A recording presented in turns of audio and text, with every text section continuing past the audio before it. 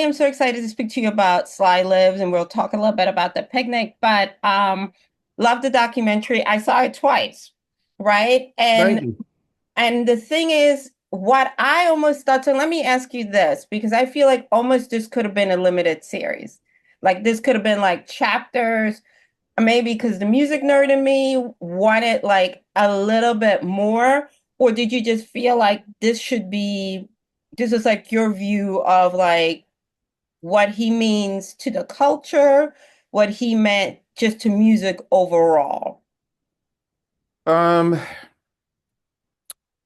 let me start by saying, you know, Sly's story, the overabundance of information that we had, we could have easily made this a a three-parter, a four-parter. Our first draft was definitely kissing like 2 hours and 44 minutes. Only because I felt it was important to make sure that Sly is the type of person that is a cult artist, but also an artist um, he's an artist that's so easily, it's so easy to forget how he is the foundation for most of the things that we're doing right now. Like, I feel like the strongest quote in the movie is that Sly created the alphabet for which we're still utilizing how we express music, in terms of just all the firsts.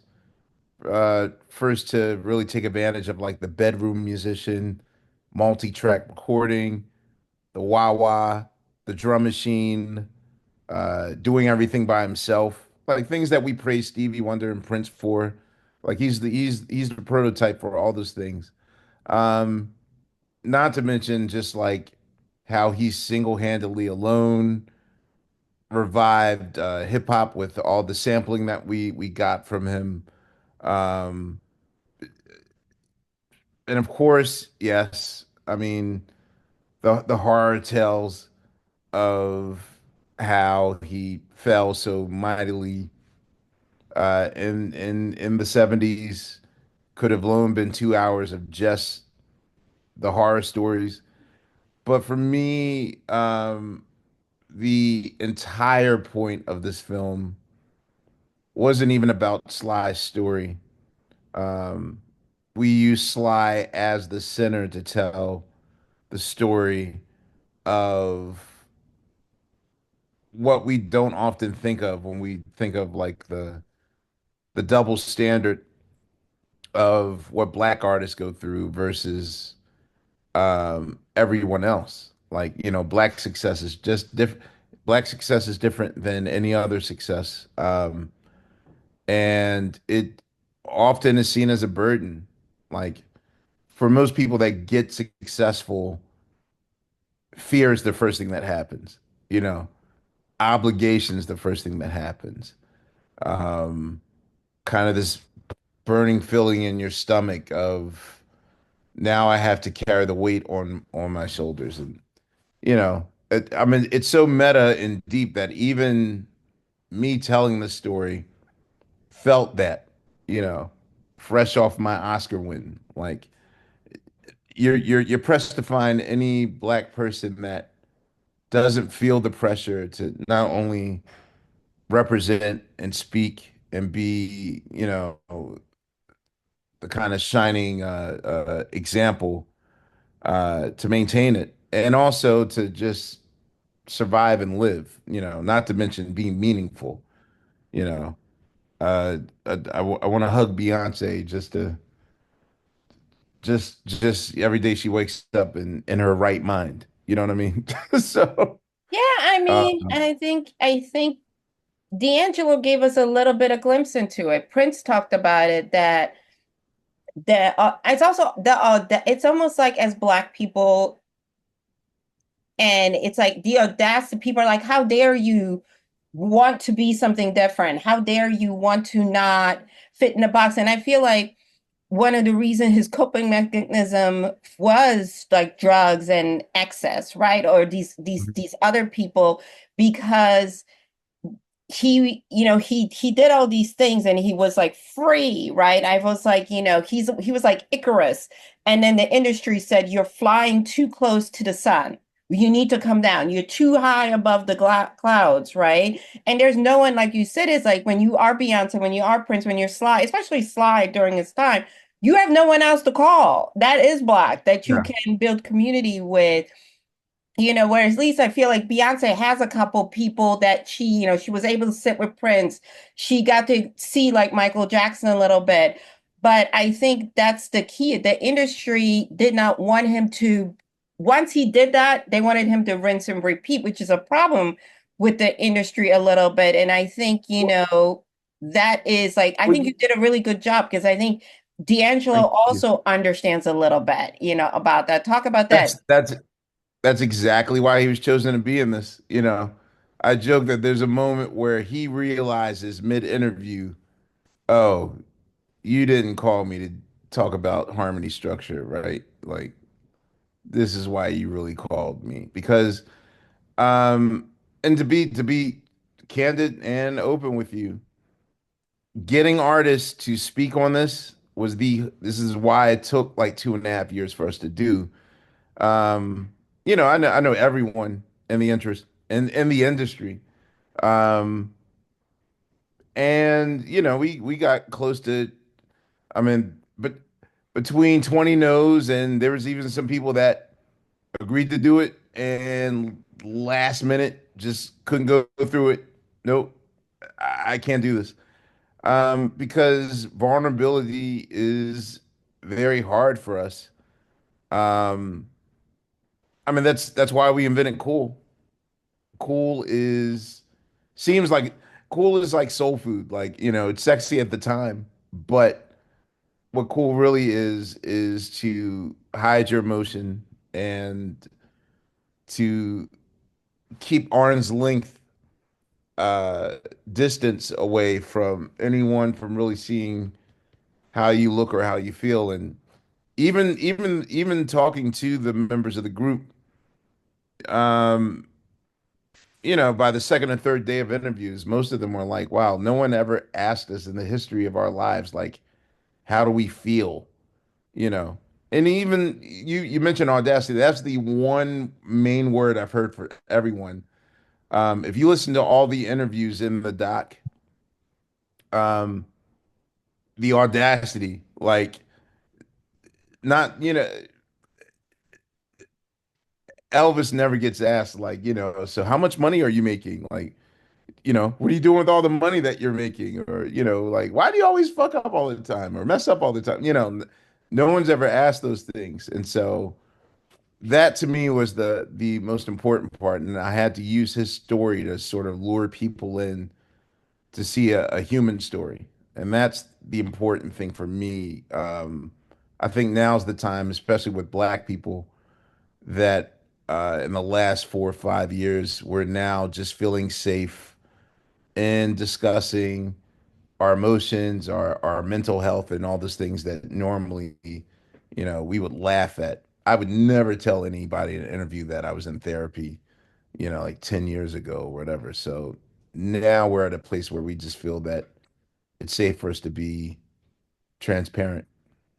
The last but not least, one of the things I love about you is I think it's because we're Gen Xers and we grew up in a time where we didn't, I think our generation, there was no such thing. Well, we might have said, oh, this is white music, but no one said, well, you can't listen to that. Like you can't buy that country album. You can't buy like yacht rock, right? You We can't were forced to buy listen to it. exactly. And you can't, like I tell We you, didn't have a I was, choice. yeah, I said, my teenage years was punk and hip hop. And I didn't think I needed to choose a side. So when you choose the picnic, is that kind of like what you think to yourself? Like, okay, if I could put together like my listening party, because I love the fact that you had Shabuzi, that you get like gospel, and Right. you have some artists that people are like, well, I don't know who that is. Well, you and I may know, but you're still like, but you're gonna get this food, whether you want Here's to digest it or not, and hopefully you'll come and digest it, and then when you leave here, you'll put it on your playlist. Is that your thought process? so in the very beginning, we laugh at this now because it's like, how do we get here? Right now, we've been about 3 years into a place where the Roots Picnic um, is servicing over 60,000 people. And my manager joked with me, he's like, you realize the very first Roots Picnic was only 3,000 people, right? And I was like, huh? Just 3,000? And even then, that seemed like a struggle. We wanted to throw something affordable. For the longest, all the picnic tickets were under $100, because of course, inflation and whatnot. We have to adjust to the time, but you're not going to find this quality of entertainment, this affordable at least in any festival that's being thrown. In the beginning, I will say that we were definitely more it was more varied if you look at the lineup at the beginning. Like in the beginning, it was like uh TV on the radio, the Black Keys, and Esperanza Spalding and Deerhoof, but also like Wu-Tang Clan and Nas, but also like Vampire Weekend and Edward Sharp and the Magnetic Zeros. But we made a collective decision kind of like 5 years ago to really hone in on. I think after the Summer of Soul, like especially, we've been working on Summer of Soul since like 2017. And just to see that many sea of black people just have like black joy. And it's not to be exclusionary, you know what I mean? Like there's generational, like for me now, the thing was before it was like, okay, is there a world where Vampire Weekend and uh Kid Cudi and Eric B and Rakim can fit in the same, and it's a very broad thing, and yeah, it's that's cool too. But I think after seeing Summer of Soul, we kind of had a paradigm shift moment in which we felt like that level of black joy. I felt like it was important that we service um, people that weren't really getting served. And oftentimes that audience is not even thought about. They might throw in one or two acts that you like on a festival, and you're like, okay, I'll chalk up the $600 and go to Lollapalooza to see these three acts I like, but I have to sit through hours of that. And it was like, can it work if we build it, will they come? I think in the beginning we felt like it wasn't, so we had to be all things to all people. But I think we're now at a place where we can sustain, and we want to grow even more. Like I can't wait for the day in which music's not even live performance music isn't even a factor at the Roots Picnic. I know that's weird to say, but I'm also a product of like Super Sunday as a Philadelphian. So for me, the food factor, like the real announcement to me is the other stuff we're going to bring to it, like the food factor, the podcast stage, the all the other things that the World Series of Spades tournaments, like the game tents are a whole nother stratosphere that's even beyond the music. Like you got to spend at least an hour at the Spades tournament just to watch them play the World Series of Spades. I've never seen. I got me a spades coach just to learn it so I can play this year. You know, so that to me is the best part of it all. Absolutely. Well, I thank you so much for your time. And again, congratulations on the movie. And keep, Thank you. I love it because it's a great introductory for my daughter on Sly Stone, and then we listened to like we got I got to be a music head and dig in the crate with her and expose her to my favorite Sly songs. So I love that you're doing this, doing the bridge, I and I love this. appreciate you so much. And again, best Thank of you. luck with everything. And I'll see Thank you you. out at the picnic. Hopefully it won't be super, super hot, but we gonna do what it does. That's it. Absolutely. Thank you. Thank you. Thank you. Thank you, Katya. Thank you.